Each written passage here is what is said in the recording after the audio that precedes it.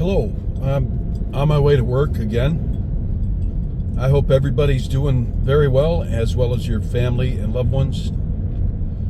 I'm just touching points again. I'm working 7 nights a week, but I've got a couple nights off for the holidays coming up, and I hope to catch up with something a little more meaningful. I've got some things I want to talk about, things I want to play, some music, that sort of stuff. Got a long list of to-do things for my channel. A long list, growing list.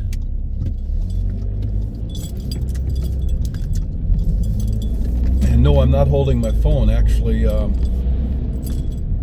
for about $10, I bought something where it sticks it right on the dashboard. Hands-free.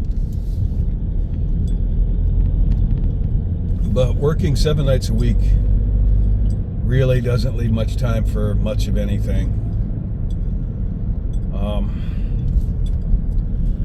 But it's what I've got to do. You know, I've got plans to go somewhere to France, back to France, this time for a while. In February, I hope. So I've got to come up with some money for that, and I'm willing to work hard for it, and I am working hard for it. And I thank God for my job and my health. I've got some other things I want to put out on here, and hopefully I'll have time to get to it. My place where I work closes for Christmas and New Year's for a couple days, and that's when I hope to get it done. Probably a few things I want to post on here, as well as hopefully some music and what have you. Well, I hope you're all ready for Christmas.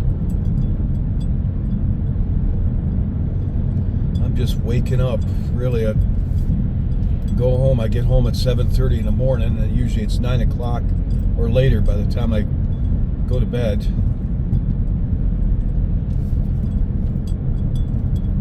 And then I usually don't sleep too well. I live in the center of the village. There's a lot of things going on all around me.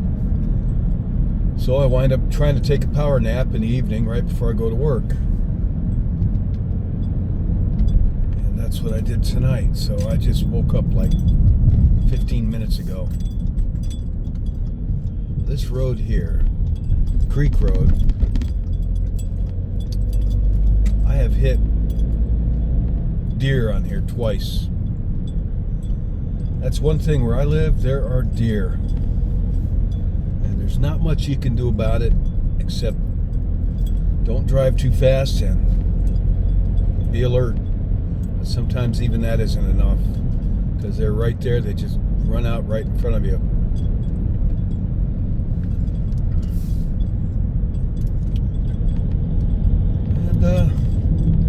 Yeah, like I said, I've got a long list of things I want to cover on my channel. I'm sorry I haven't been able to keep up with it, but I've got to work.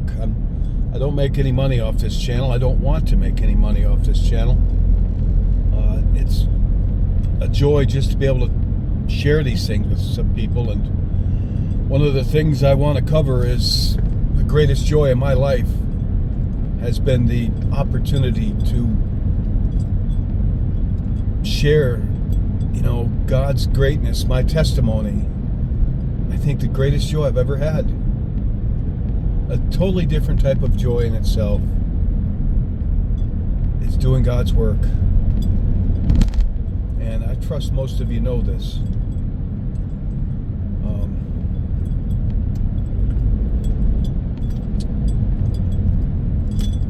So back to the grind. I'm lucky. I got selected out of everybody in the factory job. I work at nights to work a job that I like a lot. Actually, I'm in charge of 4 robots. On this road up here on the right here, there's a bridge.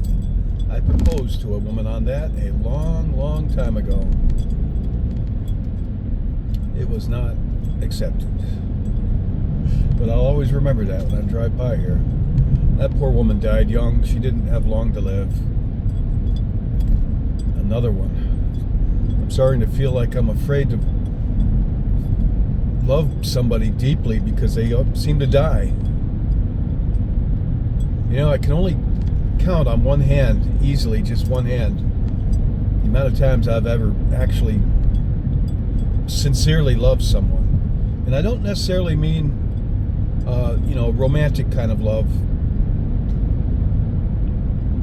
But I can tell you right now, all my favorite people, no offense to anybody, I do have people I love very much still on this earth, but my favorite people and my favorite doggies are all gone on to the Lord, I trust. So as much as I, just like anybody else, cling to this life, I have faith, I trust in God that I will be in good company when my time comes to leave here. And when my time comes to leave here, as you know, it's your time. It's it. Your number's up, it's up. You hit the lotto. Hopefully. I'm driving a diesel. This is a diesel car. I like it. I really like this diesel. I'm running a little bit late. I better get a move on. So I've been playing accordion more than anything. I was looking at buying a new guitar, so I looked up the best fingerstyle for fingerstyle playing guitar. That's without a pick, that you can get. And more than one article by professionals said the best fingerstyle guitar you can get is the CF Martin, made in Pennsylvania, 00015 SM, which just happens to be the guitar I have. I don't know what it is, I live alone and I've been working hard, and some other things have panned out for me. Though for once, praise God, I have a little money to spend and nobody to tell me how to spend it. My bills are paid and such.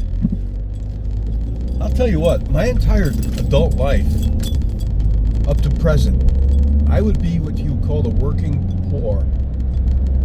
Maybe someday I'll do a story about that, because I guess it's been God's will that He takes care of my needs. There was a lot of times I couldn't even afford a car, and I did a lot of walking, but praise God, I could walk and actually enjoy walking. You know what I mean? So I work with people that some of them are older than me. I can't believe it. My age, when I started this job, I thought I'd stand out as the token old guy in the group. Well, I don't. There's a lot of older Americans in their 60s and even a bunch in their 70s still out there working blue-collar jobs. I work with this one woman who's 76, and she has a terrific personality, but she had broke her hip at some point, and she can do her work just fine with her hands, but she can't walk very well. And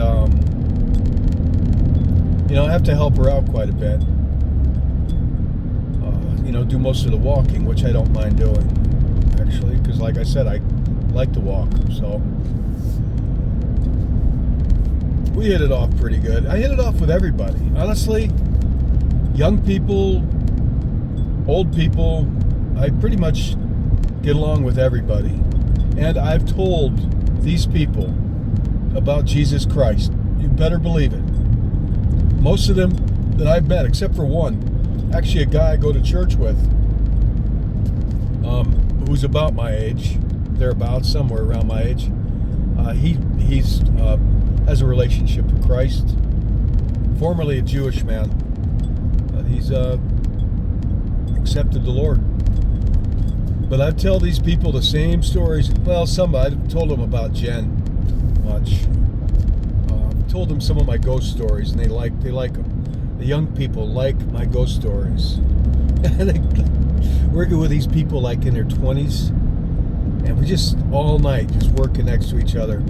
We were. Now I'm working alone with robots. Maybe that's why I'm working with robots. But I get along with everybody, and I have, when the opportunity presents itself, made it clear that I believe in Jesus Christ, and that Jesus Christ is the answer, the way. So it's not just on YouTube. And if you knew me in person, you'd know. I don't know what it is. I think sometimes that's why I've had a lot of experiences. I think God knew that I would tell my testimony. And I wonder sometimes if that's how Christ picked some of his disciples, because he knew they wouldn't keep it to themselves. After he was crucified and returned, appeared, and then ascended into heaven to sit at the right-hand side of God the Father, he probably knew, he knew that the ones he chose would not be the ones to take all the things they experienced with him and just keep it to themselves. He knew they would tell their testimony even at the threat of death. He knew this. To include Matthew, who was by all accounts a tax collector, a worldly man, but he knew Matthew would share his testimony as well as the others. And I'll bet you that's why they were chosen. I'll bet you. Oh, you're coming along to work with me. I thought about it. It just occurred to me. It's not a good idea to talk on my cell phone while I'm driving. It's also illegal. And it's a very bad idea. I thought, well, I'll bet you there's something I can buy and hold my phone and it'll stick right on my dashboard. Well, lo and behold, there's about probably 100 different products you can buy. They're all like $20 and less. You can save your life if you need to use your phone or what have you, or do this, or just honestly just make a video while you're driving. You never know what you might get, right? You never know. I think I paid $10 for this. It's stuck right to my dashboard. It isn't going anywhere. And I can pretty much point it anywhere I want to. Well, I'm in Lansing.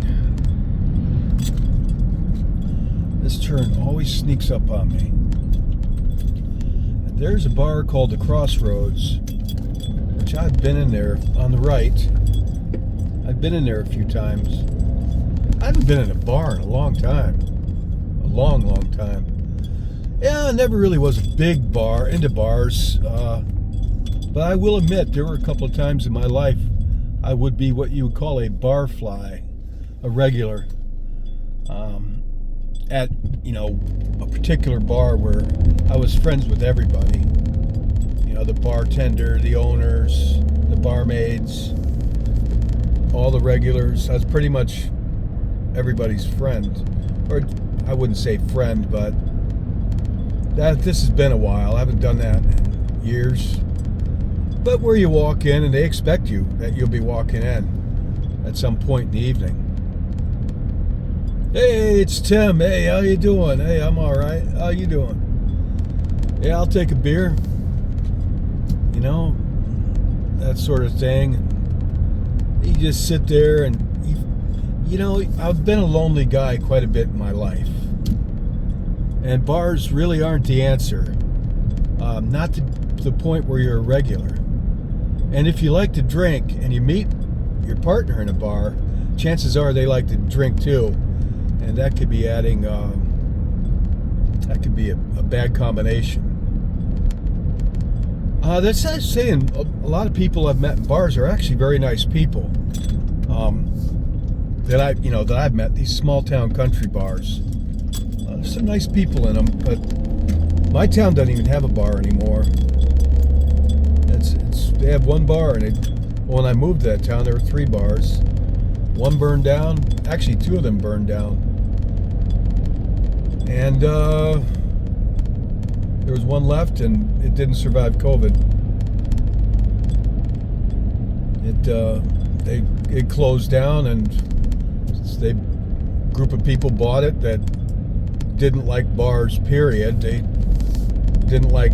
thought Moravia should be a dry town. Bunch of do-gooders.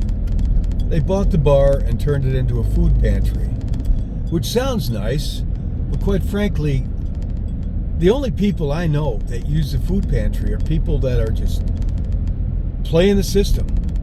There are people that need the help, people that are shut-ins, people that are handicapped, and they have a hard time getting there to get the food. It's people that are lifelong on social services. Some other people use it, and it seems to me like most of them are obese. They don't need the food pantry. I'm not putting down food pantries. It's a terrific idea. I'm all for charity, but there can be misguided charity. But you know, that bar was open since the 1930s in that town, and there were a lot of people upset that they closed it and it became a food pantry. A lot of people met their spouse there or proposed there, I've heard people say. And you know, it wasn't just a bar. It was a place where you could hear live music. You could go dance if that's what you like to do. And I used to love to dance. And I probably still do if I had a good dance partner, believe it or not. And I played accordion, and I played guitar on the stage there. And they had horseshoe tournaments. They had darts. They had pool. They had Christmas parties and raffles. They had good food there, real good food, bar food. Pizza and wings, the best. Probably part of the reason they were bought out, because the local pizzerias didn't like the competition, because the best wings and pizza came from the bar. People knew it. And